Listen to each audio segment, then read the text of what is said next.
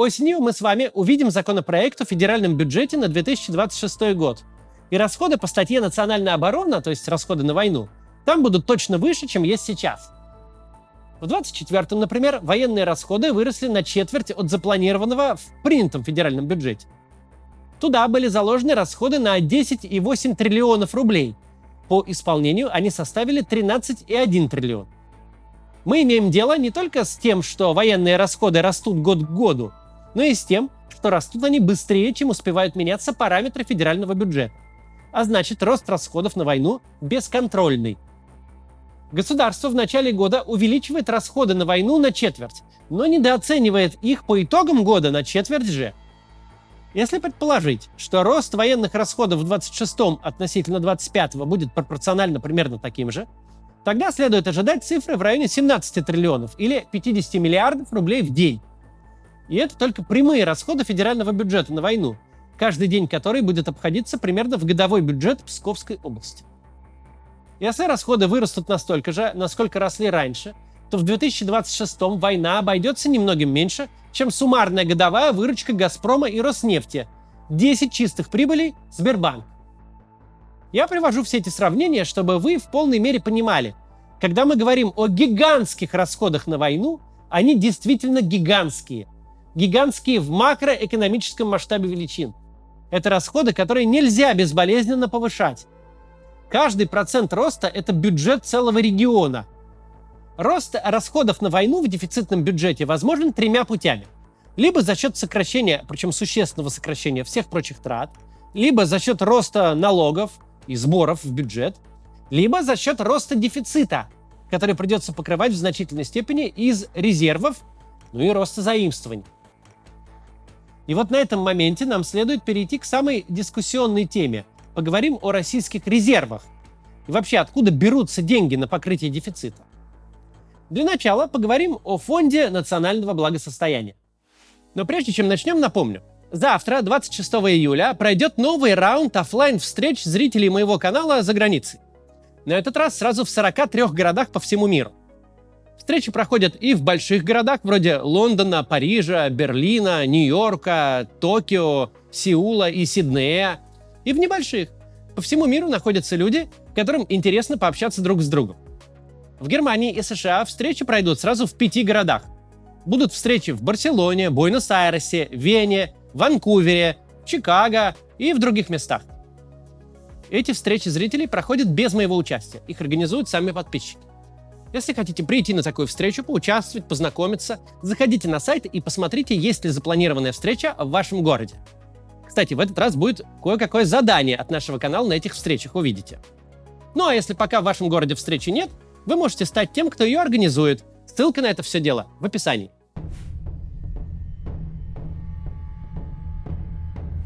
Считается, что основной способ покрытия дефицита бюджета – это деньги из резервов. В первую очередь из Фонда национального благосостояния. На самом деле это не так, и покрывают в основном внутренними заимствованиями. Но давайте сначала поговорим о Фонде национального благосостояния. Одним запросом в Google можно узнать официальные данные по его запасам. Но что из этих запасов стоит считать настоящими деньгами? Тем, что можно так или иначе, с дисконтом или без, в деньги превратить для покрытия дефицита. Если таким вопросом задаться, то выясняется, что оценки очень разнятся. Тут стоит обратить внимание на то, о чем вообще никто не говорит. Фонд национального благосостояния воспринимается как кубышка федерального бюджета.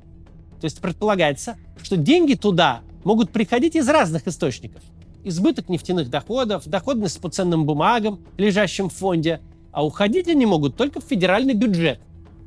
Но это на самом деле не так. На самом деле ФНБ очень активный инвестор, причем инвестор в государственные и окологосударственные предприятия. Получается довольно интересная схема. Например, ФНБ покупает много облигаций холдинга ВК. На самом деле покупает много. А покупка облигаций убыточного холдинга ВК государственным фондом – это на самом деле прямая дотация. Это способ заплатить за конкуренцию с YouTube, за создание мессенджера Max, дать денег на покрытие убытков. В 2024 году ВК, судя по их годовому отчету, потратил 33 миллиарда рублей на инвестиционную деятельность. То есть как раз на те самые бесчисленные альтернативы мессенджерам, образовательным платформам и прочим сервисам. Но при этом от операционной деятельности ВК в этом году ничего не заработал. Даже наоборот, потерял 10 миллиардов. Получается, что деньги, которые холдинг сжигает на никому, кроме администрации президента, ненужные сервисы, ВК привлек как займы. Если бы эта дотация шла напрямую из федерального бюджета, это был бы чистый минус – расход бюджетных средств. Но здесь происходит настоящее бухгалтерское чудо. Государство тратит деньги из Фонда национального благосостояния, но получает не минус в бюджете, а актив в фонде, расписку этого самого ВК, то есть облигацию. И имея в виду это дело, государство теперь может тратить деньги из бюджета, ведь в резервах ФНБ теперь лежат ценные бумаги. Объясним это на простом примере. У нас есть семья из 2 человек – муж Борис и жена Фёкла. Зарабатывает деньги в семье только Борис, Фёкла – домохозяйка. У семьи это есть заначка на старость. В какой-то момент семья решает потратить много денег, съездить отдохнуть в Дубай. Мужу не нравится идея потратить больше, чем он зарабатывает. И они решают провернуть такой вот финт уша. Борис одалживает Фёкле $10 тысяч из заначки под расписку. 10 тысяч на отпуск вынимаются из заначки, а вместо них туда кладется ценная бумага, облигация Фёклы, то есть расписка, с обязательством вернуть долг. По балансу заначки выходит, что они съездили в отпуск бесплатно. Просто заначка, она как была, так и осталась. Просто вместо наличных денег там замена. Другой актив лежит, облигация, расписка. Получается, что Борис может потратить в следующем месяце больше, чем он заработает. Например, купив необходимую в хозяйстве вещь. Ведь заначка-то осталась прежней, выполнять ее не надо. Там ведь облигация лежит. И он берет в долг, считая, что отдаст из той самой заначки, где теперь расписка. Это все выглядит бухгалтерски безупречно, если забыть, что у Фёклы нет своих средств. Она сможет погасить расписку и вернуть деньги в заначку только в том случае, если Борис даст ей денег. А если этого не сделать, то когда время придет заначкой воспользоваться, то выяснится, что лежат-то там не деньги, а расписки эти, Фёклы, облигации, на которые ничего не купишь. Фонд национального благосостояния, который выглядит как неприкосновенный резерв, к которому всегда можно обратиться в сложные времена, в реальности, помимо прочего, выполняет функцию бухгалтерского затроения денег. Мы, дескать, можем сэкономить рубль федерального бюджета на дотации ВКонтакте, купив их облигации из ФНБ и приобрести актив. Таких вот псевдоактивов, акций и облигаций госпредприятий, которые по факту являются прямыми госрасходами и которые невозможно продать, в ФНБ очень много. Реальных же денег, китайских юаней, золота, ликвидных активов других, там 3 триллиона, которые прям можно потратить. И в лучшем случае всего 6 триллионов, которые можно изо всех сил отжать. Короче говоря, рассуждать о ФНБ в контексте покрытия бюджетных расходов – это херня собачья.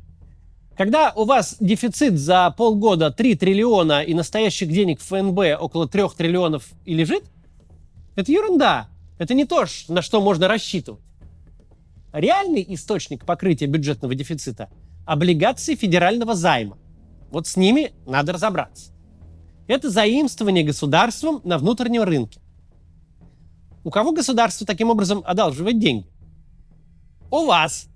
То есть вообще в основном у банков. И тут нам стоит коротко объяснить, как работают коммерческие банки и что происходит, когда они покупают облигации федерального займа. Почему они вообще это делают? Сделаем это после короткого нашего объявления. У нас скоро выйдет новая книга Дарьи Бесединой. И вот посмотрите про нее. До начала войны я активно участвовал в политической жизни в России. Мы выдвигали и поддерживали оппозиционных кандидатов, проводили для них избирательные кампании, придумывали новые стратегии, предлагали и продвигали идеи по обустройству Москвы, в том числе боролись против уничтожения троллейбусов. В 2019 году наша кандидатка Дарья Беседина выиграла выборы в Московскую городскую думу. Это и тогда выглядело настоящим чудом. Чтобы оно стало возможным, множество людей приложили огромные усилия. И поскольку сейчас вести политическую деятельность внутри России невозможно, мы решили зафиксировать то, что происходило тогда. Создать книгу, в которой будет описано не только то, чем мы занимались, но и передано настроение тех лет. как мы относились к проблемам, как справлялись с препятствиями, как воспринимали поражение. Именно такую книгу написала Дарья Беседина, а я написал туда вступление. Называется книга «Ваш депутат Мосгордумы». Ее можно предзаказать за 2900 рублей, если вы в России, или за 32 евро, если вы за границей, и плюс доставка. Книга оформлена по российским законам. В ней нет ничего запрещенного, ее можно спокойно купить в России. Книги будут отправлены покупателям в сентябре. Сейчас может показаться, что кому это нужно все? Улучшение городов, городская политика, когда идет война. И это верно. Во-первых, однажды, рано или поздно, возможность для активного участия в российской политике снова появится. И тогда эта книга может вас вдохновить. А может, ваших детей или внуков. А во-вторых, покупка книги – это способ поддержать людей, которые действительно пытались что-то изменить в России и в какой-то степени пострадали за это. Дарья сейчас живет в эмиграции, вынужденной, признанной иностранным агентом. Оплатить книгу можно картой, российской или зарубежной, а также криптовалютой. И, кстати, если у вас есть возможность или желание поддержать издание этой книги и Дарью, в принципе, и наши попытки такое издавать, вы можете сделать пожертвование в 1000 евро или 90 тысяч рублей, и тогда мы вам в подарок пришлем такую книгу с нашими автографами, моим и Дарьи. Ссылка в описании. Продолжим. Так как там работают эти государственные заимствования на внутреннем рынке? Банки привлекают депозиты от населения и предприятий под проценты. Вы идете в банк и даете ему свою 1000 рублей под, например, 20%. То есть банк должен как-то заработать 200 рублей, чтобы вернуть вам 1200. Банк под ваш депозит приобретает какой-то актив. Например, может просто положить деньги на депозит в ЦБ под ключевую ставку. Может выдать кредит в 1000 рублей на пылесос под 30%, получить 1300, из которых вам он отдаст 1200, а 100 оставит себе. Но помимо этого банк приобретает ценные бумаги. Более того, существует совершенно четкое ограничение, которое не позволяет банкам все свои активы сложить в кредиты и депозиты в ЦБ. У банков на балансе должны лежать ценные бумаги.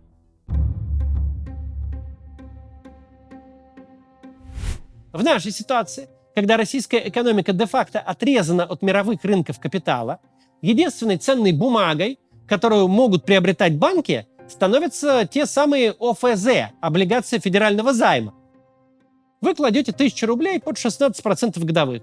Банк на эти деньги покупает государственные ОФЗ под 17%. Доход 170 рублей. 160 из них он вернет вам, а 10 рублей прибыли уйдут в прибыль банка или в издержки.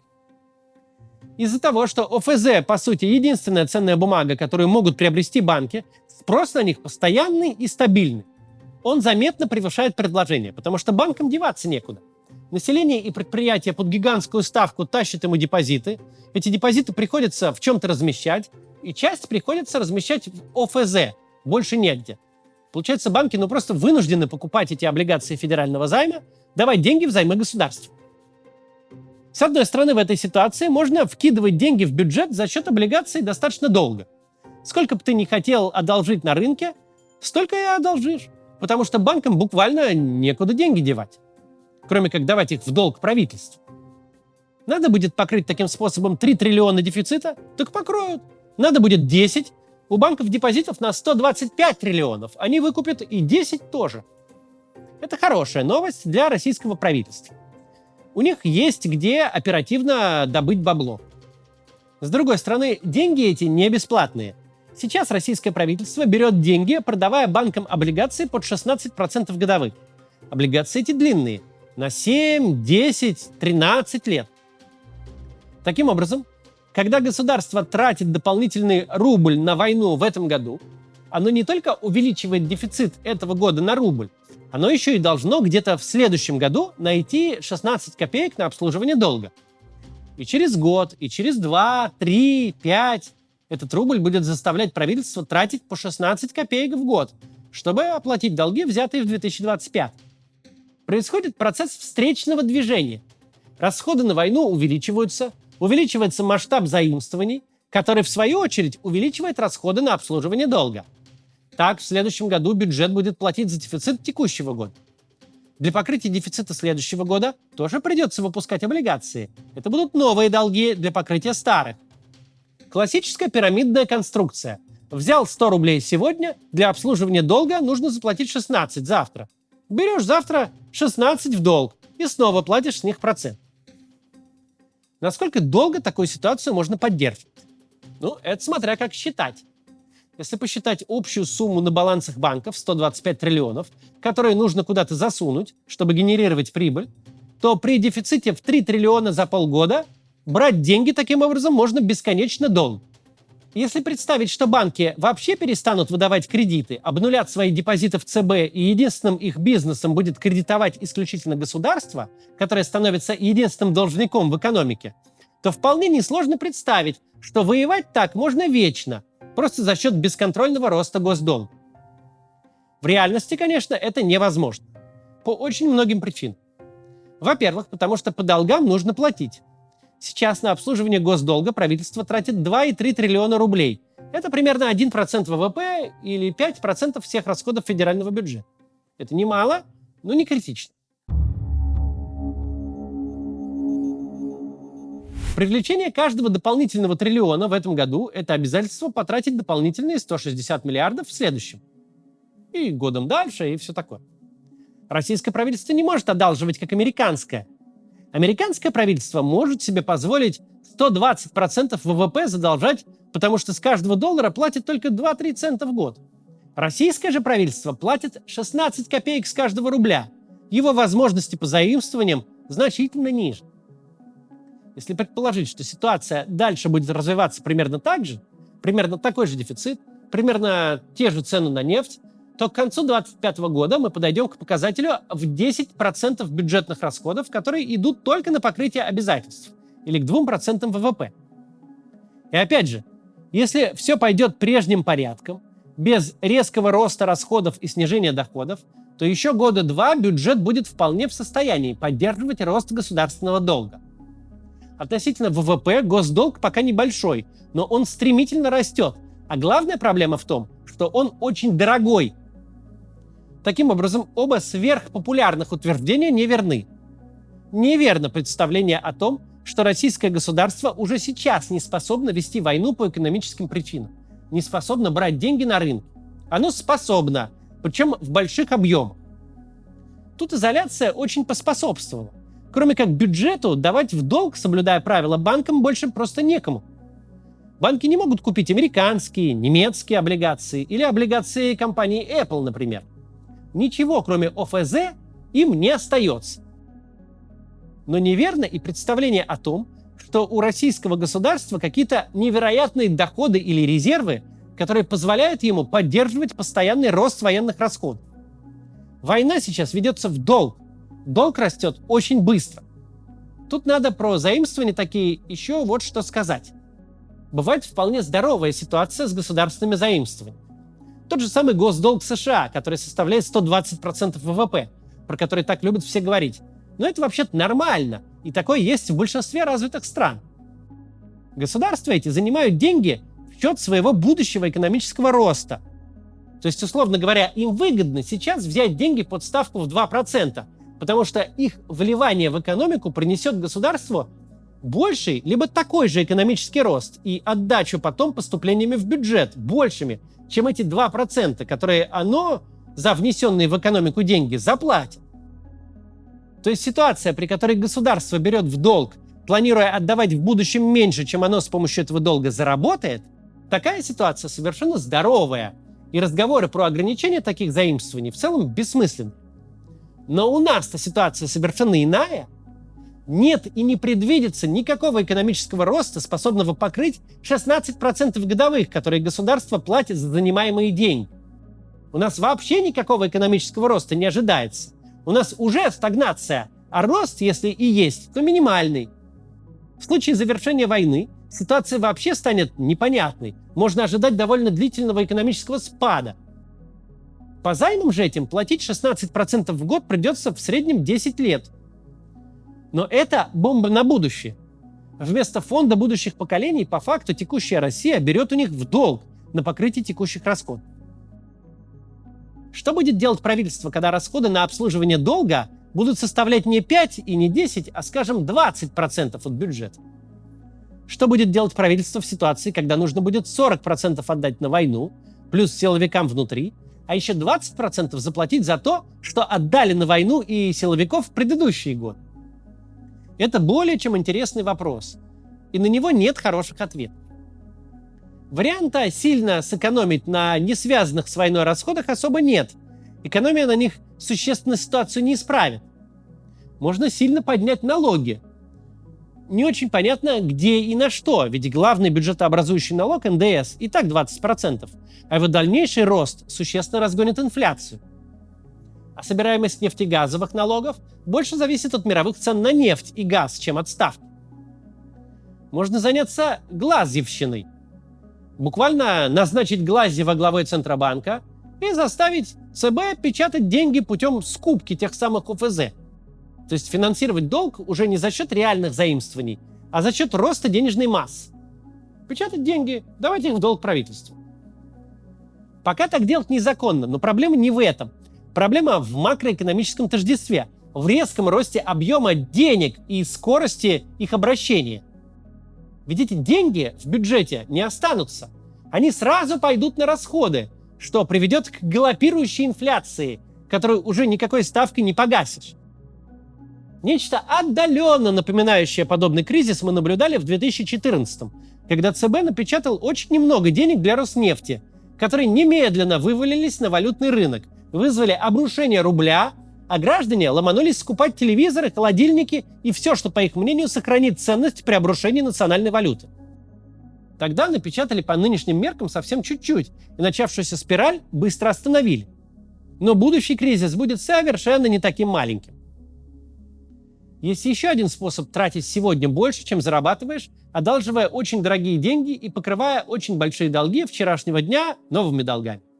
Способ простой – отказаться по долгам платить.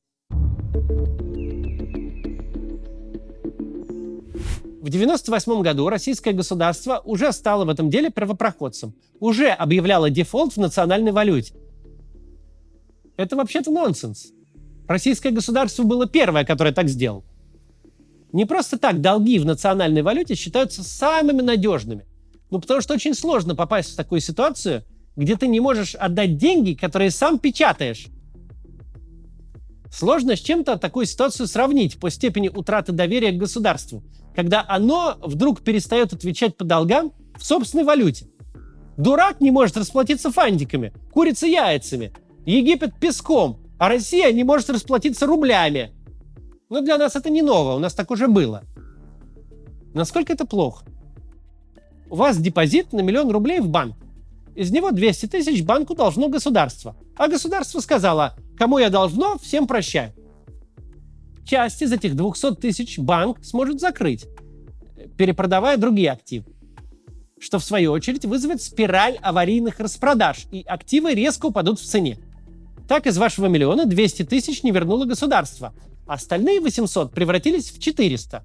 Потому что все банки ищут деньги, и активов продается сильно больше, чем покупается. На самом деле все еще хуже. Потому что значительная, и пока не очень понятно вообще насколько значительная, но точно очень большая часть активов в российских банках – это плохие долги, о которых банки неофициально жалуются Блумбергу. Долги эти никогда не будут возвращены. Среди них, например, долги государственных предприятий, в том числе оборонки. Обслуживание этих предприятий и долгов этими предприятиями зависит от бюджетных расходов, которые взяты в долг у тех самых банков. И банкам придется искать, чем и как платить своим клиентам, при том, что этого всего окажется, что нет. Вкладчики придут в банки забирать свой депозит, а банк им ничем не сможет помочь, потому что главный должник в экономике перестал платить по долгам. Да и не главные тоже не очень хорошо себя чувствуют. И это вариант полноценной макроэкономической катастрофы. Мы таковую катастрофу не предсказываем вот прям завтра. Пока бюджет может одалживать и платить по долгам. Если не случится ничего ужасного, то пару лет еще точно сможет. Суть нашего высказывания совершенно в другом. Российское государство явно утратило контроль над военными расходами. Оно их всякий раз планирует в бюджет больше, чем прогнозировало годом ранее, и по итогам тратит больше, чем запланировал. Денег на эти расходы даже сейчас, когда цены на нефть благоприятные, у российского правительства нет. Российское правительство тратит рубль сейчас, чтобы в сумме заплатить 2 рубля 60 копеек за следующие 10 лет. Чем больше правительство будет одалживать, тем меньше банки будут давать кредитов реальному сектору экономики. Тем больше будет перекос. Военка, финансируемая бюджетом за счет долгов, будет продолжать убивать всю остальную экономику, ведь предприниматель не может взять кредит на завод железобетонных изделий, а правительство может продать облигации банкам, чтобы построить завод дронов. Растет непроизводительный сектор экономики, который финансируется за счет будущего. Выходит, от долгов не избавиться. Только прекращаем закачивать деньги в военку, только перестаем под это одалживать, тут же получаем резкое падение налоговых доходов, и нам становится нечем обслуживать долг. Да, нефтегазовая природа российской экономики, большой приток бесплатных денег позволили стране на каком-то этапе заниматься очень дорогостоящими глупостями. Но представление о том, что российское государство просто настолько невероятно богатое, что может этим заниматься вечно, глубоко ошибочно. Сейчас происходит не расходование резервов, а накопление долгов. И не существует даже в благоприятном сценарии идей, как с ними расплачиваться без очень тяжелых решений, которые затронут каждого россиянина. До завтра.